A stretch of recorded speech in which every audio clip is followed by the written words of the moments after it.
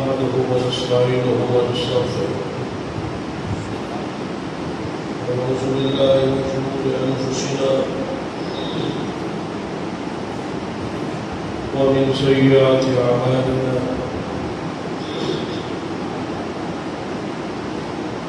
من يهد الله فلا مضل له ومن يضلل فلا هادي له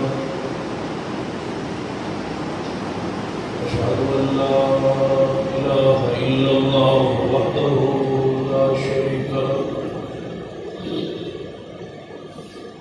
وأشهد أن محمدا عبده ورسوله أما بعد فإن خير الحديث كتاب الله وخير الهدي هدي محمد صلى الله عليه وآله وسلم وشر الأمور محدثاتها وكل محدثة بدعة وكل بدعة ضلالة أما بعد فأعوذ بالله السميع العليم من الشيطان الرجيم من همزه ونفخه ونفثه بسم الله الرحمن الرحيم إنما كان قول المؤمنين إذا دعوا إلى الله ورسوله ليحكم بينهم أن يقولوا سمعنا وأطعنا وأولئك هم المفلحون.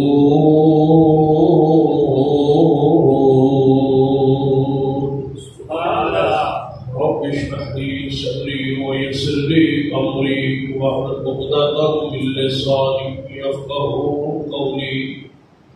رب زدني علما.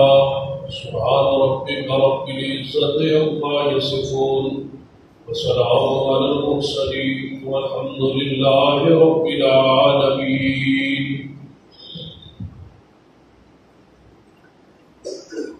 حضرات،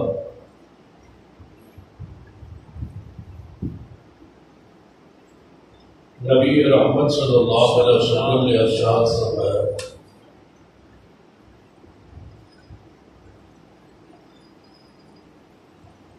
کہ تواڈے کوئی شخص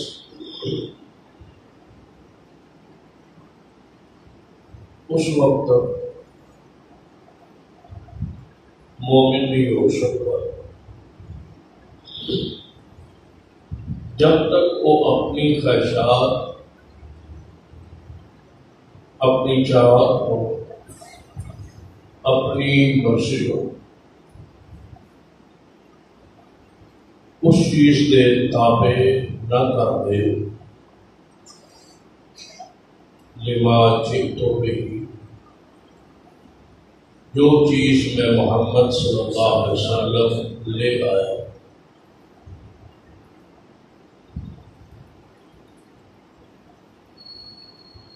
نبی رحمت صلی اللہ علیہ وسلم کی بہت ساری حیثیت اور شان اور مقام کے پہلو.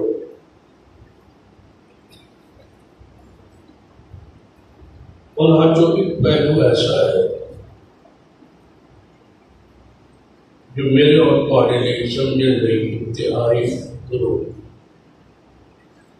جس کے اندر میری اور تمہاری نجات، میری اور تمہاری مغفرت اور بخشش اور جنت کے داخلے کا ذریعہ. اگر میں اور نبی علیہ السلام کی ہر حیثیت کو جان اور پہچان لئیے، لیکن جس حیثیت کا ذکر ہونے والا ہے، اگر اس حیثیت کا آپ کی حیثیت، شان اور مقام کو نہیں پہچانے تو گویا انسان دنیا اور آخرت ناکام ہو چکا. اور سب تو بڑی شان، سب تو بڑا مقام، سب تو بڑی عزت، سب تو بڑا وقار جو اللہ نے محمد مصطفیٰ صلی اللہ علیہ وسلم بخش ہے، اس کا انداز اور حیثیت بھی ہے۔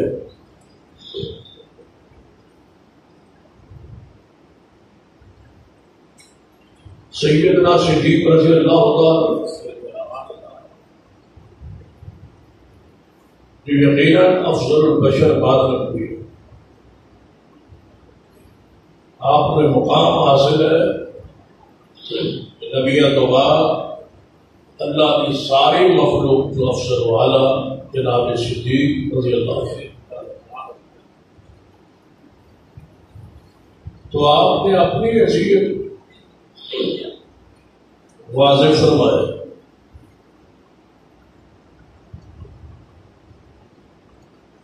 سیدنا عروہ بن زبیر رضی اللہ عنہ فرماتے ہیں،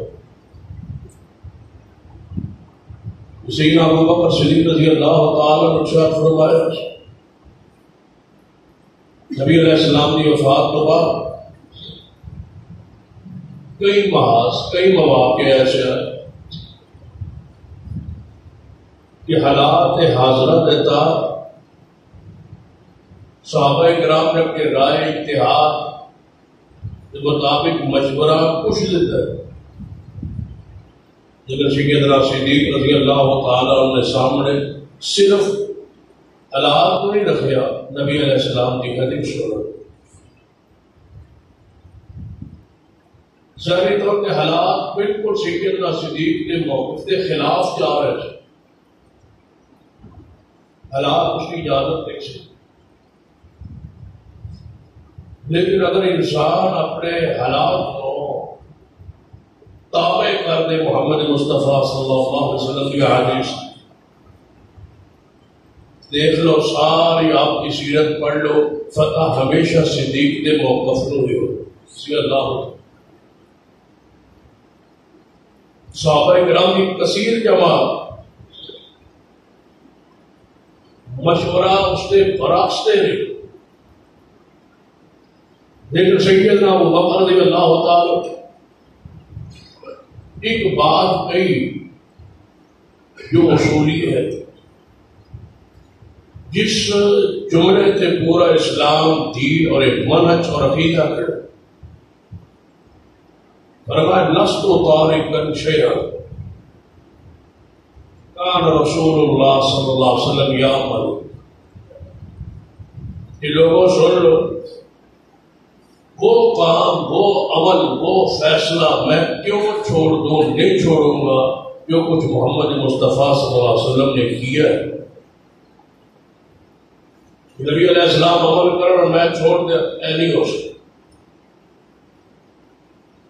ساتھ ہی فرمایا کہ اگر وہ عمل میں چھوڑ دیا گا جو محمد مصطفیٰ صلی اللہ علیہ وسلم نے کیتا ہے، تو یقین جان لو کہ صدیق گمراہ ہو جائے، پھسل جائے، رائے حق کو بھڑک جائے۔ بس اس جملے کے بعد دعواز کر سیدنا صدیق رضی اللہ عنہ بڑا انسان پیغمبر دی امت کوئی آپ فرما رہے کہ اگر میں وہ عمل نہ کرا جو محمد مصطفیٰ صلی اللہ علیہ وسلم نے کی، اگر میں ہی آپ کی مخالفت، آپ کی نافرمانی کرا، آپ کے حکم عمل کے برعکس کوئی فیصلہ کرا، تو صدیق میرا حق کے قائم نہیں رہے، تو پھر اور کون ہے؟ کسی انسان کی کیا حیثیت ہے کہ نبی علیہ السلام کی سنت طریقے اور آپ کی بات کو چھوڑ بھی دے اور پھر کہے کہ میں حق پر، میرا راستہ ٹھیک، میری سوچ ٹھیک، میری فکر ٹھیک، حالات اس کے مطابق یا ضروریات اس کے مطابق یا مجبوریات، اس ساری عقیدہ اصل کے اندر اس قوم کو سب تو زیادہ جس کی ضرورت ہے وہ محمد مصطفیٰ صلی اللہ علیہ وسلم کے اس مقام حیثیت کو سمجھا۔ کہ میرا اور تمہارا تعلق کیا ہے محمد مصطفیٰ صلی اللہ علیہ وسلم کی ذات نال کلمہ اسلام تو بعد کلمہ ایمان تو بعد اگر مشرکین مکہ کی حالات کو پڑھو تو اہل مکہ کیوں اسی کلمہ پڑھتے محمد مصطفیٰ صلی اللہ علیہ وسلم؟ اگر حالات واقعات جو کچھ میرے اور تمہارے حالات معاشرے جا رہے جو کلمہ اسلام پڑھن تو بعد میرے اور تمہارے اعمال کی حیثیت جا رہی، اگر کفار اس کو آگاہ ہوتے تو کوئی مکہ ایسا انسان نہ ہوتا جو محمد مصطفیٰ صلی اللہ علیہ وسلم نہ کلمہ نہ ہو، تو کلمہ کیوں نہیں پڑھو؟ وہ ایک کوئی ذہن سی اور بات سمجھ گئے سن صحابہ کرام کے سیرت نو کردار نو طہارت پاکیزگی نو دیکھ کے کہ کلمہ اسلام پڑھن تو بعد اپنی مرضی نہیں ہو سکتی۔ ماہ رمضان نصف گزر لیکن مرضی اسی طرح جا رہی،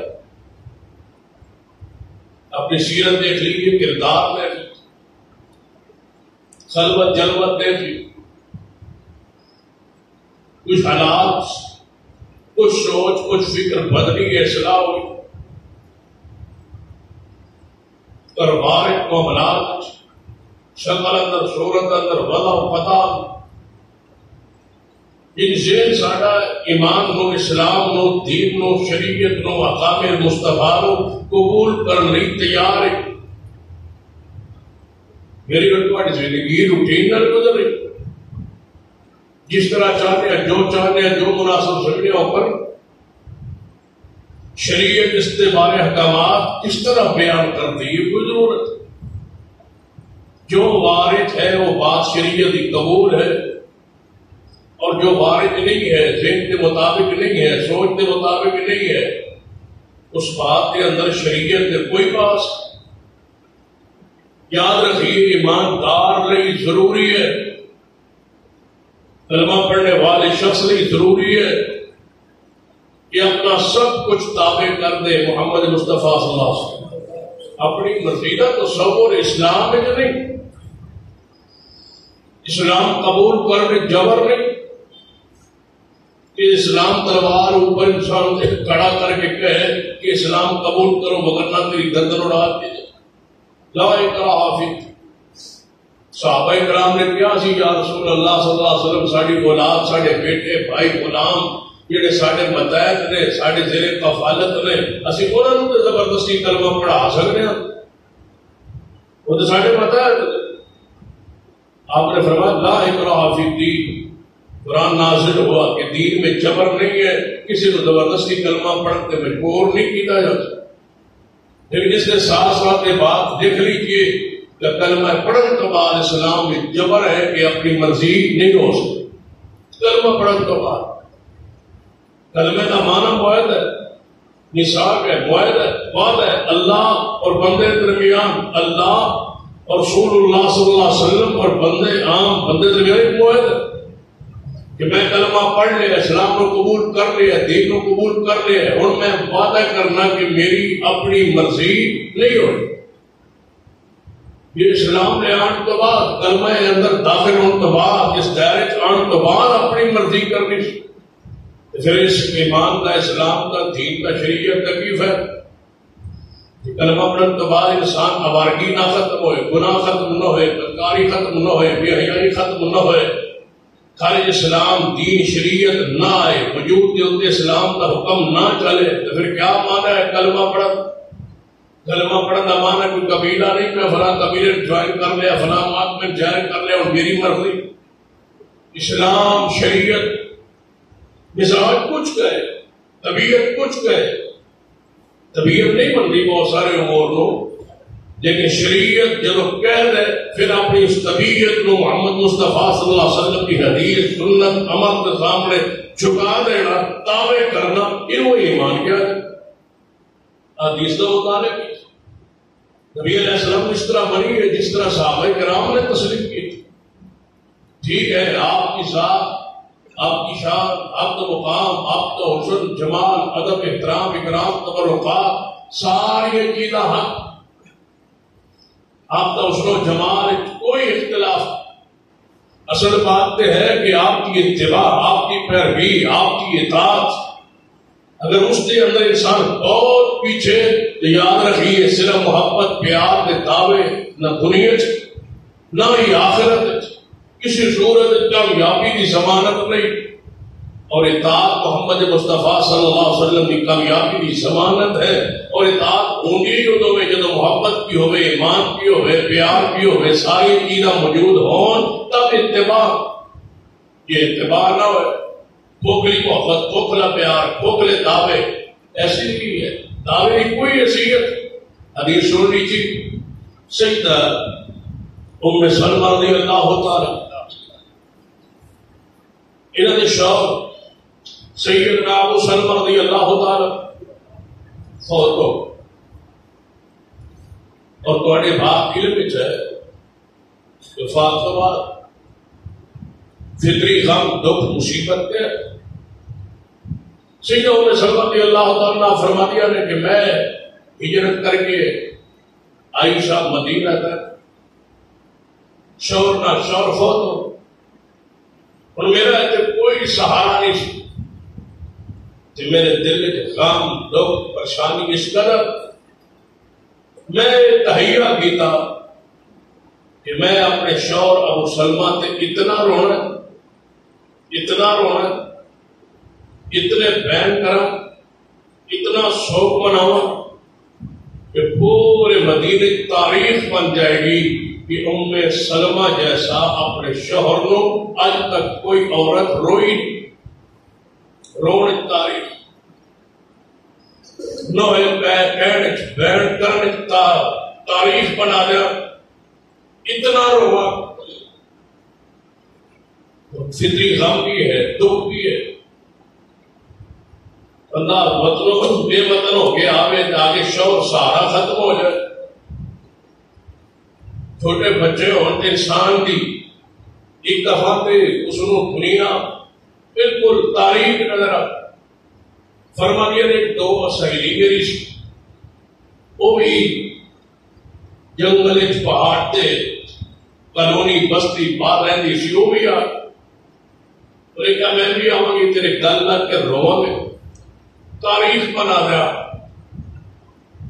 یہ تاثر ہے، ذہن ہے صحابیات، لیکن اطلاع پہنچ گئی جناب محمد رسول اللہ صلی اللہ علیہ وسلم، ماحول کچھ گئے، برادری کچھ گئے، لوگ یہ کہہ کہ اس کا شوہر فوت ہوئے تھے کہ رو نہیں،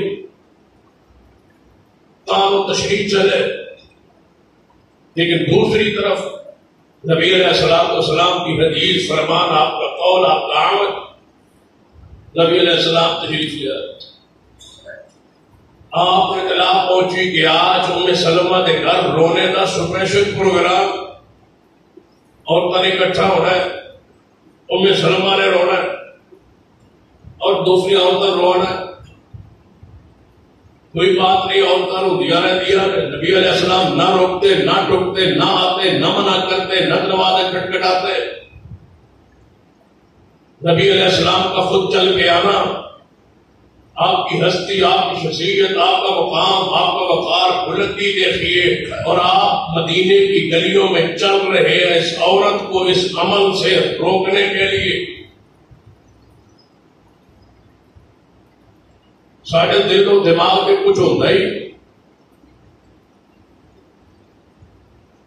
سالہ ہاں سال حدیث رسول پڑھ، سالہ ہاں سال رسول اللہ صلی اللہ علیہ وسلم کا عمر حکم سنا لو، ماہ رمضان گزر جائے، لیلۃ القدر جیسی راتیں گزر جائے، عظمت والے لمحات گزر جائے، بخشش والے لمحات گزر جائے، افطاری کا وقت قریب ہے، تڑپ رہا ہر بندہ کہ اللہ مجھے معاف کر دے، ہاتھ اٹھا کے بیٹھے کہ اللہ میرے گناہ معاف کر، کون سے گناہ جو پھر جاری ہے، بھی کدے گناہ تو معافی ہوئی کہ یا اللہ میرے وہ گناہ معاف کر جو کل میں پھر کروں، گناہ زندگی میں جاری ہے. گناہ سے توبہ کا معنی یہ ہے کہ اے اللہ جو ہوا سو ہوا، آج تک ہوا پھر نہیں ہو. حرام کی امیزت ختم، جھوٹ میری زندگی میں ہے ختم، خیانت ہے ختم، فلاں گناہ آج کے بعد نہیں ہوگا. اور دوسری بات سن لو، ساڑھے دل و دماغ میں ایک گناہ کی معافی ہے، دوسرا گناہ پھر جائے. یہ عجیب گناہ کی توبہ کا انداز ہے کہ یا اللہ میری زندگی کا فلاں گناہ تے معاف کر دے، فلاں رہن دے، وہ میں رجے کر. یہ بھی توبہ نہیں ہے. توبہ کا معنی یہ ہے کہ یا اللہ جو میری زندگی میں گناہ ہے اور فلاں فلاں میرے علم معرفت پہچان میں ہے کہ مجھ سے غلطیاں ہوئی، گناہ ہوئی، آج کے بعد نہیں ہوں گی، شرمندہ ہوں، جو کر بیٹھا ہوں معاف کر. نبی رحمت صلی اللہ علیہ وسلم کی شان مقام حیثیت دیکھی اور کتنا بڑا گناہ ہو رہا ہے. ایک عورت گھر میں رونے کا پروگرام بنا رہی ہے، رسول رحمت کو جانے کی ضرورت کیا تھی، روکنے کی ضرورت کیا تھی؟ یہاں کوئی بندہ تیار نہیں ہے گناہ سے روکنے کے. اور سن لو، اگر تم نہیں روکو گے رب کی زمین پہ کون روکے گا؟ باقی تو سارے لوگ گناہوں کے مجسمہ ہے. کسی کے اندر شرک کا گناہ ہے، کسی کے اندر بدعت کا گناہ ہے. ان قوار سے محفوظ گروہ رب کی زمین پر آل الحدیث کا ہے، جن کا یہ ایمان عقیدہ ہے کہ نہ ہمارے ایمان میں عقیدے میں شرک ہے اور نہ ہمارے ایمان میں بدعت. ان قوار کا رد کرنا ہماری ذمہ داری ہے، فرض ہے. فساد تک روکنا ہم پر فرض ہے، واجب ہے.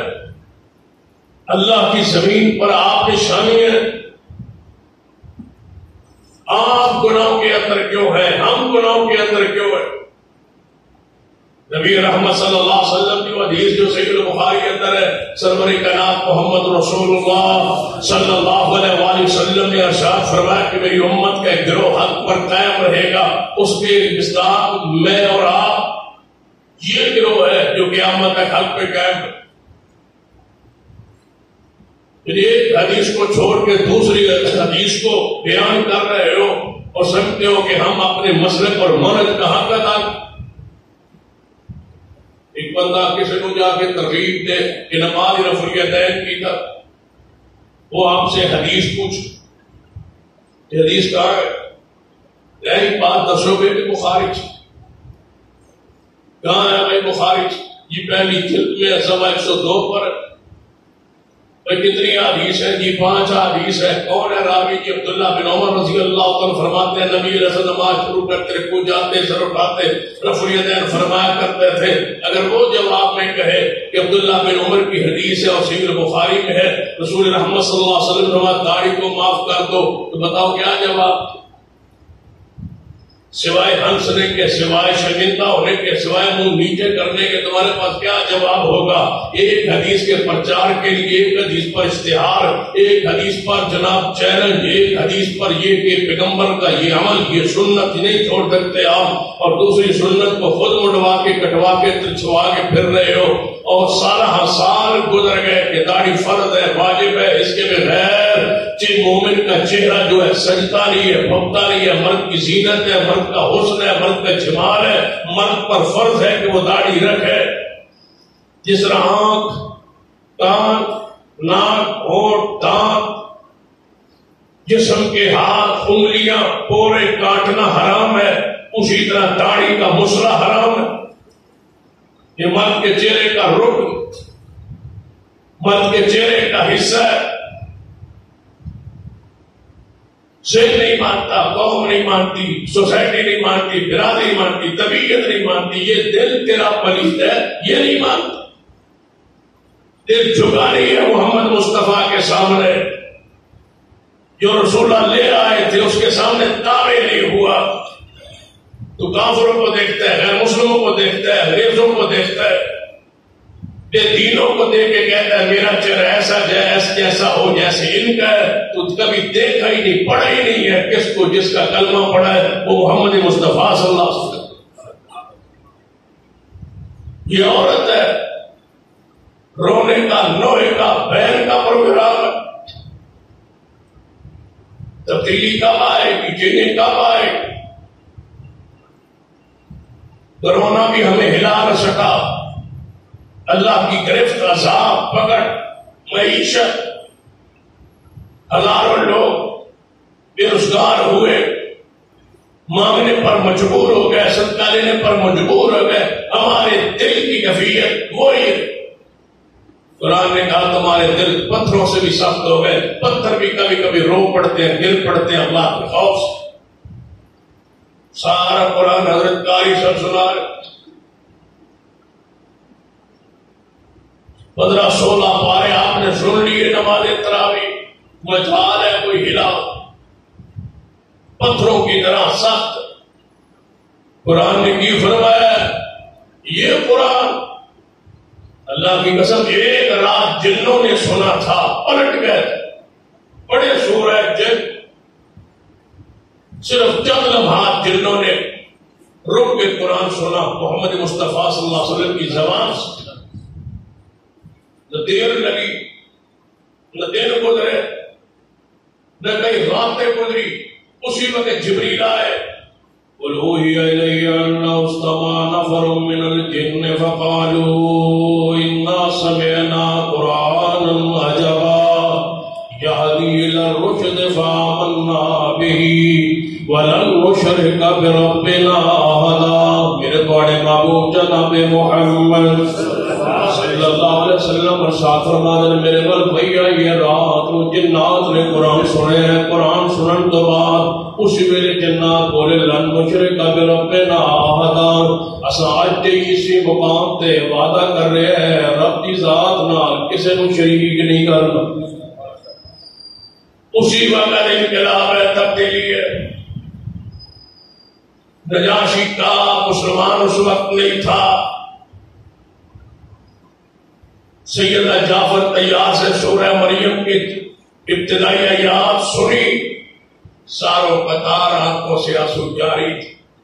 پورے بادشاہی ماحول میں، ایوان میں سناٹا تھا، قرآن پاک کی برکات برسار ہو رہا تھا۔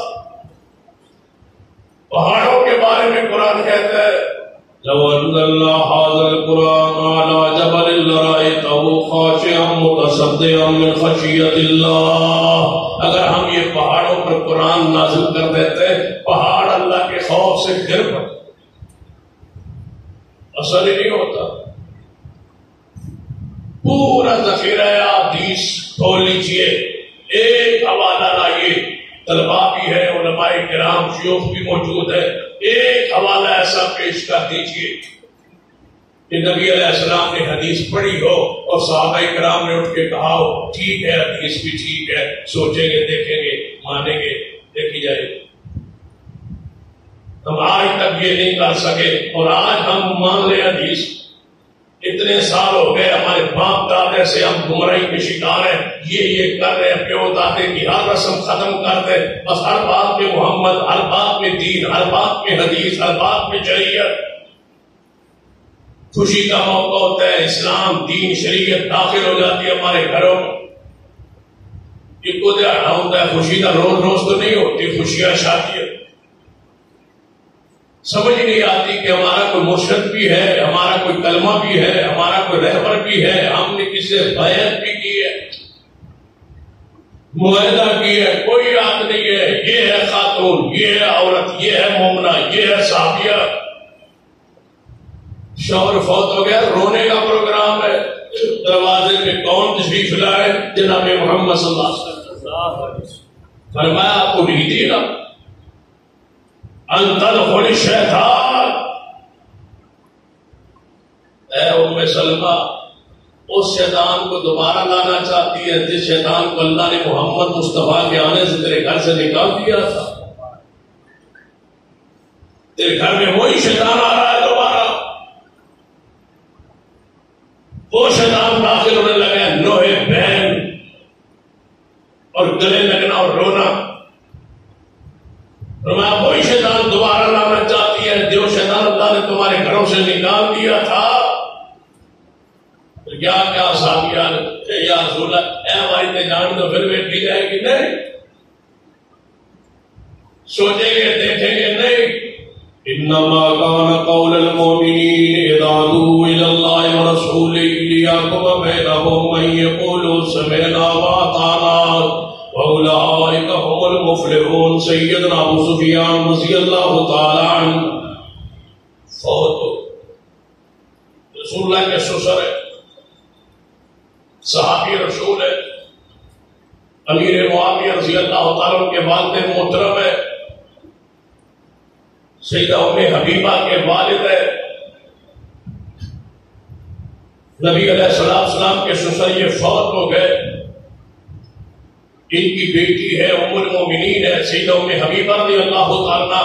تیسرے دن کے بعد سیدہ زینب فرمانیہ نے میں گئی ام المومنین سیدہ ام حبیبہ کے پاس.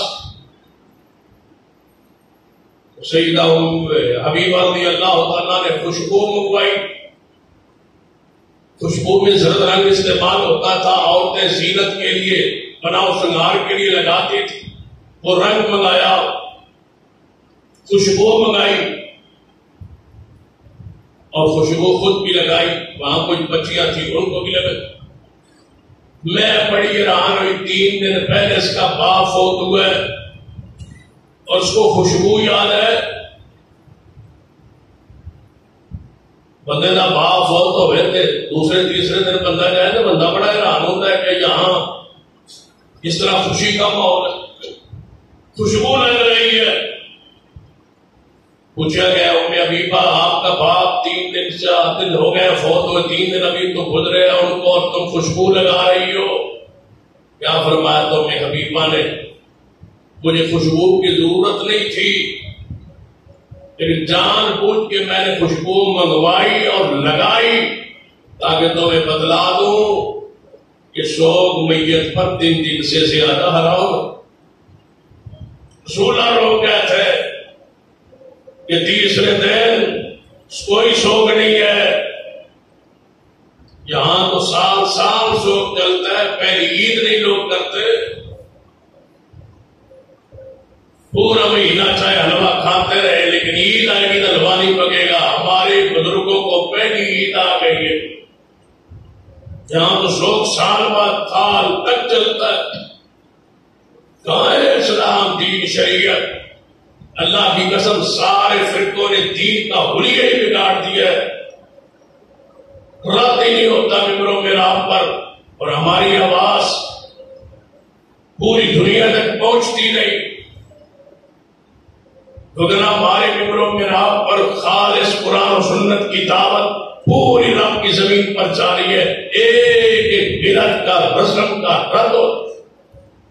خالص دین وہی دین جو محمد مصطفیٰ صلی اللہ علیہ وسلم نے صحابہ کرام کے سامنے پیش کیا. ایک عورت آئی آج عرض کرتی یا رسول اللہ صلی اللہ علیہ وسلم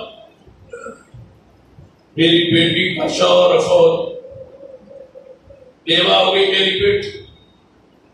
یا رسول اللہ آنکھ کو درد ہو رہا ہے، آنکھ خراب ہو گئی کیونکہ شوہر کی موت پر عورت کے لیے شوق ہے 4 مہینے 10 دن تک بناؤ شنگار نہیں کر سکتی. عام میت کے لیے 3 دن سے زیادہ نہیں. شوہر فوت ہو جائے تو عورت کے لیے شوہر پر شوق 4 مہینے 10. سرما لگا لینے کی اجازت ہے. آنکھ کا تکلیف ہے وہ عدت پہ سرما لگا لے. نبی علیہ السلام نے فرمایا نہیں لگا سکتے. یا رسول اللہ صلی اللہ علیہ وسلم وہ آنکھ نقطہ دے تکلیف. آپ نے فرمایا 4 مہینے 10 دن گزارا نہیں کر سکتی. اس وقت کو یاد کرو جب محمد نہیں آیا تھا اور تم سال کمروں میں بند رہتی تھی. آج تم 4 مہینے 10 دن محمد کے حکم پر نہیں انتظار کر سکتی. پتہ ہے تمہیں کہ عورت کو چھوٹے سے کمرے میں شوہر فوت ہوتا لوگ جاہلیت میں بند کرتے. طہارت اندر پیشاب، اندر کھانا، اندر پینا، اندر رہنا، اندر اسی کمرے، عورت خارج زدہ ہو جاتی، بیمار ہو جاتی، سال پورا بند رہتا، نہ کوئی چھوتا، نہ کوئی جاتا، نہ کوئی بلاتا، نہ کوئی اس کے پاس بیٹھ۔ 1 سال کے بعد اس کو باہر نکالا جاتا، جانوروں کو لایا جاتا، لید کو لایا جاتا، اس کے جسموں پہ ملا جاتا،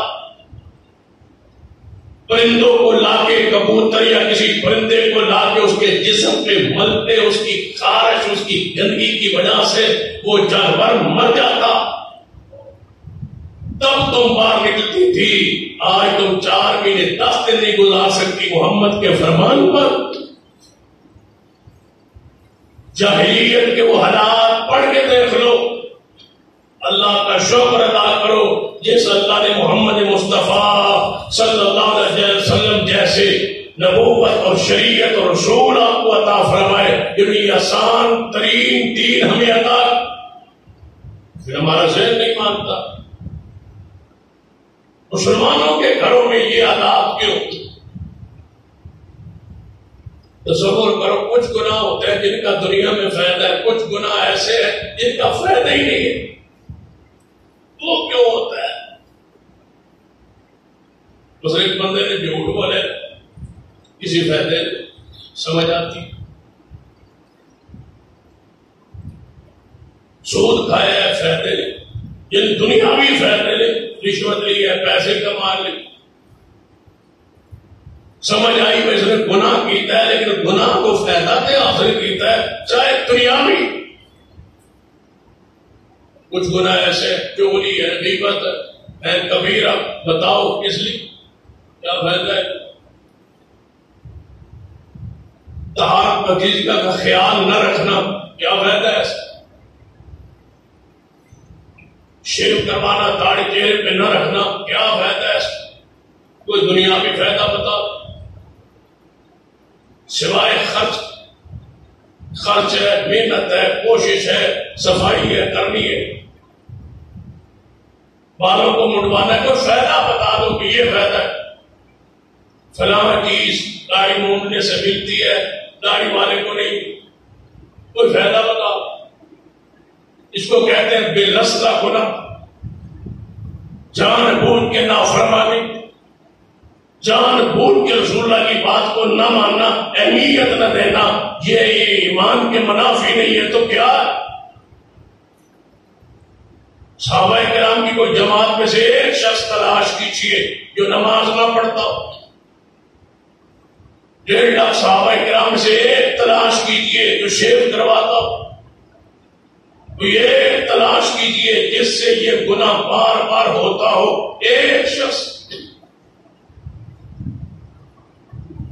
23 سالوں میں 1.5 لاکھ جماعت تیار ہوئی ہے، 1 سال جماعت محمد مصطفیٰ صلی اللہ علیہ وسلم، ہماری حالت نہیں بن، ہماری چار خواہش کا سیدنا امیر معاویہ رضی اللہ تعالی،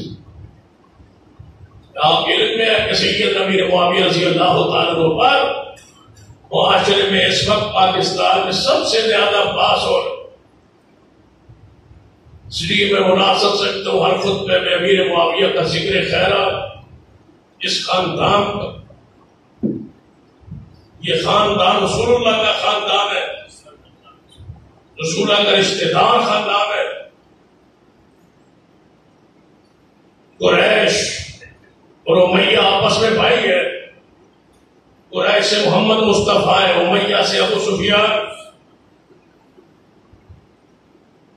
پڑھ لیجیے صحیح البخاری، ہرقل نے پوچھا تھا جب عرب سے صحابہ کرام کے بارے میں آئے ہوئے تھے، ابو سفیان رضی اللہ تعالیٰ وہاں کفار کے سربراہ کے تاجروں کے سربراہ تھے، ہرقل نے پوچھا تھا تم میں سے سب سے زیادہ محمد کے قریبی رشتوں میں سے رشتہ دار کون ہے؟ تو سارے مکے کے کافر جس کو آگے بیچ دیا تھا وہ ابو سفیان، اس نے کہا تھا میں تجھ سے چند باتیں محمد مصطفیٰ کے بارے میں پوچھنا چاہتا ہوں. بخاری کی اس حدیث سے واضح ہے کہ محمد مصطفیٰ کا سب قریبی رشتے دار کون تھے؟ ابو سفیان.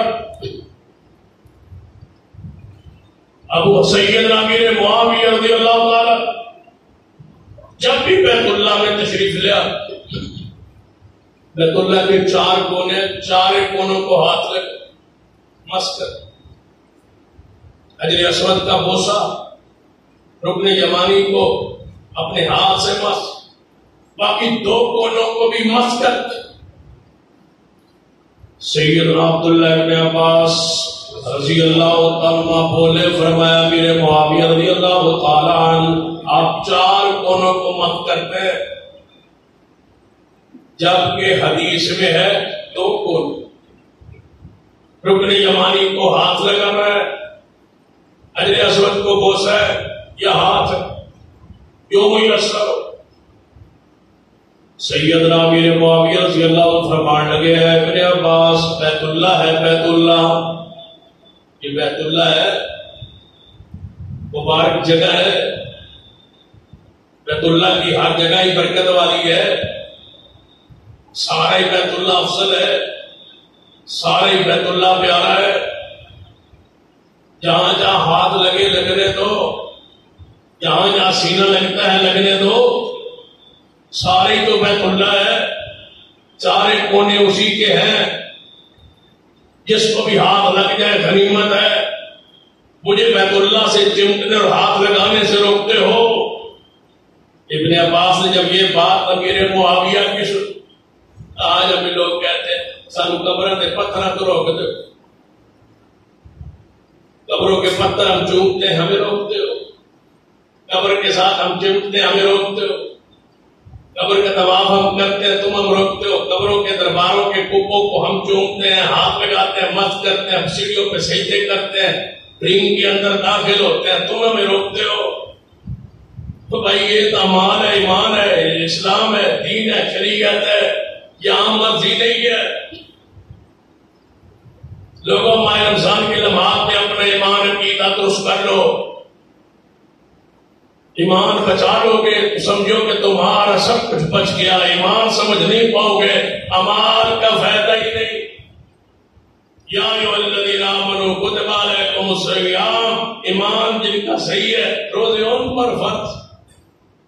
مشرکین پر جو مرضی کرتے رہے، اعمال قبول نہیں، نہ طواف، نہ قیام، نہ تراویح، نہ عید، نہ جمعہ، نہ فرض، نہ نفل، نہ صدقہ، نہ خیرات، نہ سخاوت، آندھی کی طرح مال لٹانا، اعتکاف بیٹھنا، ساری ساری رات کھڑے رہنا، لٹک لٹک کے باتیں کرنا.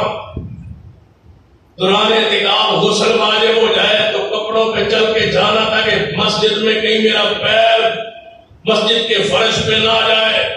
یہ ساری احتیاطیں، یہ سارے جھوٹے تقوی، یہ ساری پرہیزگاریاں عاملۃ ناصبہ تصلی نارا حامیہ تمہارے منہ پہ دے دی جائے گی. کوئی حیثیت نہیں ہے. حیثیت پہلے ایمان کی، عقیدہ صحیح ہو تو عمل قبول ہے، ایمان درست نہ ہو تو کوئی چیز اللہ کے ہاں قبول نہیں. دو ٹوک بات. سیدنا امیر معاویہ فرماتے ہیں سارے ہی بیت اللہ ہے یار، جس کو مرضی چمٹ جائے. کیا جواب ہے ابن عباس کا؟ کوئی گل نہیں، بیت اللہ جو ہے جتوں مرضی چمٹ جاؤ. جواب سنیے ابن عباس نے فرمایا کیا کہتے ہو؟ میرا موقف سن لیجیے، حجر اسود کا بوسہ ہے، رکن یمانی کو ہاتھ لگانا ہے، بس چاروں نکروں کو، چاروں کونوں کو نہیں چھونا. امیر معاویہ کا جواب سنیے، سارا ہی بیت اللہ ہے، سارا ہی برکت ہے، جتنے ہاتھ لگ جائے یار تسی منع کیوں کرتے ہو؟ جواب سنیے، نہ جواب چون، نہ چناچ، نہ چینگے، نہ چانگے، نہ یہ نہ وہ، نہ رائے نہ قیاس، نہ کیوں کے، نہ مگر نہ اگر. جواب سنیے، لقد کان لکم. کیسے جواب ہے یہ سید ابن عباس کا؟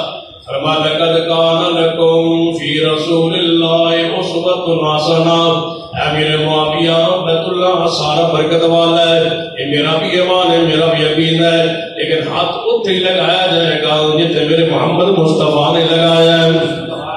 ہاتھ وہی ہے، اپنی مرضی نہیں ہے، یا یہ ہے اسلام، یہ ہے دین، یہ ہے شریعت، یہ بلے باندھ، یہ خالص دعوت جس میں کوئی لگی لپٹی بات نہ ہو، یہ کہیں سے نہیں ملے گی۔ آپ یہ سن لیں، لکھ لیں بات، اپنے ایمان کو درست کریں۔ آپ قرآن آ جائے، حدیث آ جائے، اپنے سر کو، اپنی ساری سوچ و فکر کو، اپنی مرضی کو تابع کر۔ توڑا دل کرے جامع قید کرانی ہے، حدیث فرمائے اس طرح کرانی ہے، بھائی تمہاری مرضی نہیں ہے۔ لقد کان لکم فی رسول اللہ اسوۃ حسنہ، بڑی غیرت کا معاملہ کیوں نہ ہو۔ معقل بن یسار رضی اللہ عنہ کو پڑھ لی، صحابی رسول، سورۃ الطلاق 28واں پارہ ہے۔ سیدنا معقل بن یسار رضی اللہ عنہ کی بہن کو طلاق ہو گئی، ایک طلاق،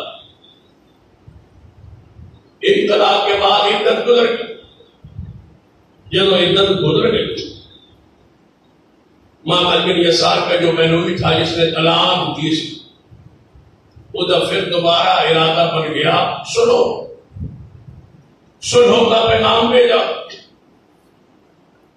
سیدنا معقل بن یسار کی بہن کو صلح کا پیغام آیا کہ میں جو چاہتا ہوں، سنو چاہتا ہوں، عدت گزر جائے۔ ایک طلاق کے بعد پوری دنیا کا اہل ایمان کا اتفاق ہے کہ نئے نکاح سے دوبارہ یہ رشتہ قائم ہو سکتا ہے۔ قرآن کا حکم ہے، قرآن کی آیت۔ اس سے پہلے یہ واقعہ رونما اس طرح کا نہیں ہوا تھا۔ معقل بن یسار کی بہن کو ہو گئی طلاق، عدت کے ایام کے گزر، پھر صلح کا پیغام آیا کہ دوبارہ نکاح کرنا چاہتا ہوں۔ عورت کی بھی یہ خواہش تھی، بس چلو بجائے ایسے کوئی نیا گھر دیکھنے کے اگر یہی صلح ہو جائے تو بہتر ہے، بچے اولاد ہے، یہی چلی جاؤ۔ معقل بن یسار کو پتا چلا کہ میرے بہنوئی نے دوبارہ رشتے کا پیغام بھیجا ہے، غصے میں آ گئے، جلال میں آ گئے، غیرت میں آ گئے۔ فرمایا نہیں، یہ نہیں ہو سکتا، میری بہن کو تو طلاق کہے اور پھر تو نکاح کا پیغام بھیج۔ پہلے ہمارے ہاں طلاق کا پیغام آئے، پھر تو داماد بن کے دوبارہ ہمارے گھر میں آئے، میری غیرت گوارا نہیں کرتی، نہیں مانتا، نہیں ہونے دوں گا۔ اس نکاح میں آڑ بنوں گا میں، دیوار بنوں گا میں اپنی بہن کا یہ نکاح نہیں ہونے دوں گا، میری بہن چاہے تب بھی میں یہ نکاح نہیں ہونے دوں گا۔ سیدنا معقل انکاری ہو گئے، بہن جانے پر راضی ہے، بہنوئی لے جانے پر راضی ہے، دوبارہ نکاح تجدید نکاح کے لیے تیار ہے۔ بھائی درمیان میں غصے میں آ کے، غیرت میں آ کے کھڑے ہو۔ اب آ گئی وہ بات جس کے سامنے غیرت قربان ہے، وہ قرآن کی آیت ہوتی ہے، محمد کی حدیث ہوتی ہے۔ کسی کی کوئی حیثیت نہیں ہے قرآن و سنت کے مقابلے۔ حدیث قرآن پاک کی آیت آ گئی، اے ایمان والو، جب تم طلاق دے دو، وَإِذَا طَلَقْتُمُ النِّسَاءَ فَبَلَغْنَ أَجَلَهُنَّ، جب تم اپنی عورتوں کو طلاق دے دو اور ان کی عدت طلاق گزر جائے، فَلَا تَعْضِلُوهُنَّ أَن يَنكِحْنَ أَزْوَاجَهُنَّ، اگر وہ اپنے شوہروں سے دوبارہ نکاح کرنا چاہیں، اِذَا تَرَاضَوْا بَيْنَهُم بِالْمَعْرُوفِ، اور معروف طریقے سے وہ آپس میں راضی ہونا چاہے، نکاح کرنا چاہے، دوبارہ گھر آباد کرنا چاہے، تم نہیں روکو، نہ روکو، نہ روکو۔ معقل بن یسار پوری غیرت میں، جلال میں، غصے میں تھے کہ وہ دماغ، وہ بہنوئی جو طلاق دے اور آج پھر ہمارے گھر میں بے جناب دماغ پر آئے، پہلے طلاق کہے پھر دوبارہ آئے، میری غیرت نہیں مانتی، چہرہ سرخ تھا۔ آیت مبارکہ سنی تو سب سے پہلے اپنی غیرت کو جھکا کے کہے کہ رب کا قرآن سچ ہے، محمد کا فرمان سچ ہے، میں اپنی غیرت کو محمد کی حدیث پر قربان کرتا ہوں۔ یہ ایمان ہے، یہ اسلام ہے، یہ دین ہے۔ کیا ہوتا ہے؟ انسان کی اپنی خواہش ماحول کیا ہوتا ہے؟ سن لیجیے، کسی کی کوئی حیثیت نہیں ہے اسلام دین شریعت کے مقابلے میں۔ وہ بخاری کی حدیث سن لے، سیدنا صدیق رضی اللہ تعالی کا وہ فتویٰ، وہ فیصلہ، ہمارے دلوں میں تو کچھ ہوتا ہی نہیں ہے۔ نبی علیہ السلام دنیا سے تشریف لے گئے، آپ کے جانے گواہ صدیق خلیفہ بلا فصل بنے، خلافت بلا فصل سنبھالنے کے بعد کچھ قبائل نے یہ کہا کہ ہم زکوٰۃ سیدنا صدیق کو، امیر المومنین کو، خلیفۃ المسلمین کو نہیں دیں گے۔ زکوٰۃ لینے کا حق رسول اللہ کا تھا، وہ چلے گئے، اب خلیفۃ المسلمین کو ہم زکوٰۃ نہیں دیں گے، ہم زکوٰۃ اپنی مرضی کا جتنے سارا دل کرے گا منڈا میں تقسیم کریں گے۔ کون ہوتی ہے حکومت، کون ہوتا ہے اولی الامر، کون ہوتا ہے خلیفۃ المسلمین؟ محمد مصطفیٰ لیتے تھے رسول اللہ کی حیثیت سے۔ اب ہم کسی کو زکوٰۃ اس کے حوالے نہیں کریں گے، اپنی زکوٰۃ جہاں چاہے ہم دیں گے، ہم خلیفۃ المسلمین کے پاس زکوٰۃ جمع نہیں کروائے۔ یہی حالت، یہی کیفیت ہماری کہ ہم زکوٰۃ نہیں اجتماعی تحت نماز سارے مل کے حی علی الصلاۃ، ساری جماعت دوڑی ہے، وہ کی ہوا ہے جو مسجد کو اذان آئی ہے جماعت کا نماز پڑھ، گھر پڑھ نہیں، حی علی الصلاۃ کا معنی ہے جماعت کے ساتھ پڑھو، اقیموا الصلاۃ وآتوا الزکاۃ وارکعوا مع الراکعین، نماز قائم کرو جھکنے والوں کے ساتھ۔ کیا معنی ہے جماعت کے ساتھ؟ درمیان میں جو لفظ ہے وآتوا الزکاۃ، اس کا معنی کیا ہے؟ زکوٰۃ اپنی مرضی نہ بانٹو، اس کا بھی یہی معنی ہے، جماعت کے ساتھ نماز، جماعت کے ساتھ زکوٰۃ۔ کسی سے زکوٰۃ مانگ لو، بڑا خوبصورت جواب دیں گے اسی تمہوں زکوٰۃ کس طرح دیں گے، اور بڑے لین دین سارے معاملات، میں پوچھنا پکے نا اپنے معاملات تو جی ساڈا جڑا ابا سی نا وہ کچھ ابے دے دور دے بندے لگے تے کچھ ساڈے دادے دے دور دے لگے نے بندے، اسی انہاں زکوٰۃ دینی ہوندی وہ ابے دے لگے ہوئے، یہ 3 پشتے وہ زکوٰۃ لیتے رہے اور تم 3 پشتے دیتے رہے، شاباش، یہ ہے زکوٰۃ۔ جن کو دادا زکوٰۃ دیتا تھا تم بھی دے رہے ہو، یہ دادے کے وقت کے آتے ہیں لوگ، یہ ابا جی دے زمانے اللہ بخشے ابا جی دے زمانے چاہتا سی، یہ وہ دا پتر ابا بھی آتا سی زکوٰۃ مگر، وہ 3 پشتوں سے مانگ رہے اور 3 پشتوں سے دے رہے ہو، آگے پھر تمہارے بیٹے کہیں گے ابا جی اللہ بخشے وہ دیتے تھے۔ یہ کیا ہے؟ یہ مذاق نہیں ہے شریعت کے ساتھ، دین کے ساتھ، تو کیا ہے؟ صحابہ کرام زکوٰۃ بانٹ کے رسول اللہ کے پاس آتے تھے نہیں، جب نماز کے لیے آتے صدقہ خیرات عشر اپنی زکوٰۃ لے آتے تھے، مسجد نبوی میں اکٹھی کرتے تھے، وہاں سے تقسیم کرتے تھے محمد مصطفیٰ صلی اللہ علیہ وسلم۔ نماز کے لیے جماعت ہے، زکوٰۃ کے لیے مرضی، اس لیے کہ زکوٰۃ تمہارے گھر کی نوکرانی جو صفائی کرنے والی ہے وہ لے جاتی ہے نا، ساری زندگی تم انہیں کو دیتے رہے۔ یہ ہم راشن بانٹ رہے تھے، بہت سارے لوگ آئے سارے دادی نوکرانی کے جی وہ راشن دے بڑا تو میں کہوں آپ نے کون دے، یہ کیا مزاج ہے زکوٰۃ کے ساتھ؟ صدیق کا فیصلہ سن لو، صدیق نے فرمایا جو زکوٰۃ روکے گا نا میں نے نہیں دے گا، میں اس کو قتل کروں گا۔ بڑا سخت فتویٰ ہے، بخاری میں ہے، بخاری کی گل تے اتھارٹی والی ہوتی، ہم تو آن حدیث ہے بخاری کا نام آ جائے سب جھکا دیتے ہیں، یہاں سر اکڑا کے کھڑے، پر میں قتل کر دوں گا اس شخص کو جو زکوٰۃ روکے گا، مجھے نہیں دے گا، امیر المومنین کے حوالے نہیں کرے گا، جماعت کے ذریعے نہیں دے گا، انفرادی اپنی طرف سے کوئی ہیرا پھیری کرنے کی کوشش کرے گا، ساز زہر نہیں کرے گا، زکوٰۃ جماعت کو جمع نہیں کرائے گا، ہم اس کو قتل کریں۔ سیدنا ابوبکر صدیق رضی اللہ عنہ کا یہ فتویٰ تھا، سیدنا عمر کھڑے ہو، وہ بھی جذباتی تھے، جلال والے تھے، کھڑے ہوئے فرمایا فرمایا ہاں وہ کلمہ پڑھتے ہیں اور نماز پڑھتے ہیں، کافروں کی بات نہیں ہو رہی، مسلمانوں کی ہو رہی ہے۔ اے ابو بکر کیا کہہ رہے ہو؟ وہ تو کلمہ پڑھتے ہیں اور نماز پڑھتے ہیں۔ نمازیوں کو، کلمہ پڑھنے والوں کو قتل۔ قرآن کہتا ہے جس نے کلمہ پڑھ لیا اس نے اپنی جان مال عزت کو ہم سے بچا لیا۔ فرمایا عمر بن عاص کی حدیث پڑھی ہے نا تم نے؟ پوری تو نہیں پڑھی، پوری حدیث ہے جس نے کلمہ پڑھ لیا اس نے اپنی جان عزت مال کو ہم سے بچا لیا۔ اللہ بحق، مگر حق کے ساتھ۔ اگر کسی حق کو رکھے گا تو پھر نہیں، زکات مال کا حق ہے۔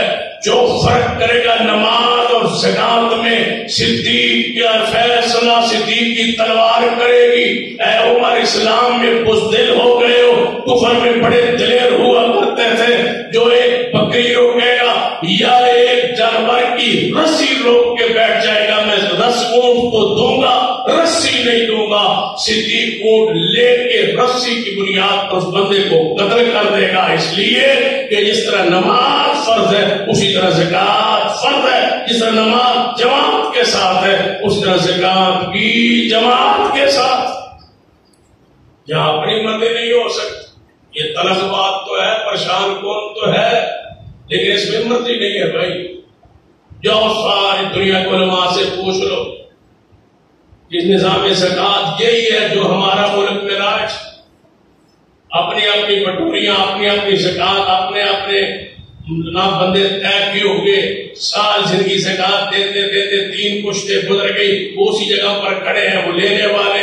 یہی ہے اسلام کا نظام زکات کہ غریب کو ذلیل کرو، ہر سال لینڈ میں لگا دو، آٹے کے گٹو گٹو دیتے جاؤ، یہی ہے نظام زکات۔ اللہ کے لیے، نماز کے لیے اگر جماعت کے ساتھ متفق اور اکٹھے ہو تو زکات کے لیے اکٹھے ہو جاؤ تاکہ یہ جماعت میں غربت کا خاتمہ ہو سکے۔ کوئی اپنی مرضی نہیں۔